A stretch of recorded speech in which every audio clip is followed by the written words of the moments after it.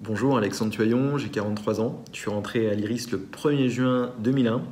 J'avais connu Pascal Boniface lors de mes études à Sciences Po Lille. Je présidais une association qui organisait des conférences avec des personnalités extérieures et Pascal était très impliqué dans la vie de l'IEP et donc était un interlocuteur régulier. On a appris à se connaître et à travailler ensemble sur ces sujets-là. Après, moi, j'ai poursuivi en droit, je voulais être magistrat. Et puis un jour, quelques mois après avoir quitté Sciences Po, Pascal m'a appelé en me proposant de le rejoindre pour travailler sur la communication de l'Institut de Relations internationales et stratégiques. J'ai hésité, mais pas longtemps.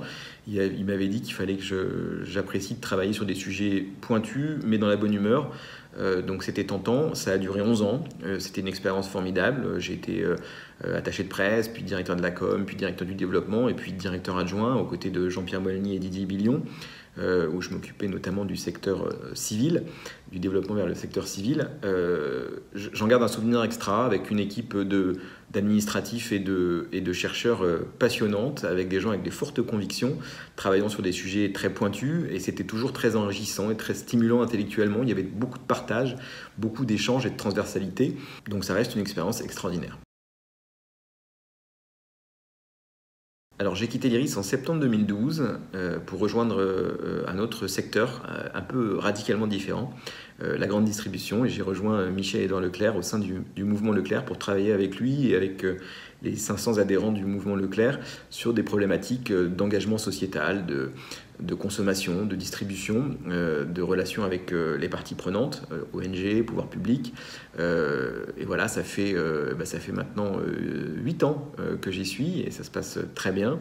Et aujourd'hui, je m'occupe plus spécifiquement des affaires publiques, donc du lobbying. Donc je passe de ce que j'ai pu observer quand j'étais à l'IRIS, de la pratique et des échanges entre acteurs privés et publics, eh bien, je passe maintenant de la théorie à la pratique, en essayant de défendre les intérêts du secteur, de faire comprendre aux élus et aux décideurs publics les problématiques de notre secteur, les limites de notre action et notre volontarisme aussi pour participer à la transformation des choses.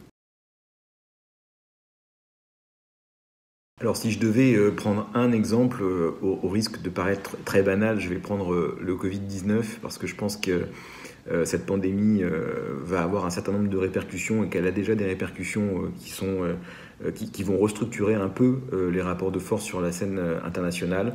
Je pense qu'à la faveur de la crise, les États ont remis la main un peu sur le destin commun qu'ils avaient peut-être un peu abandonné aux multinationales.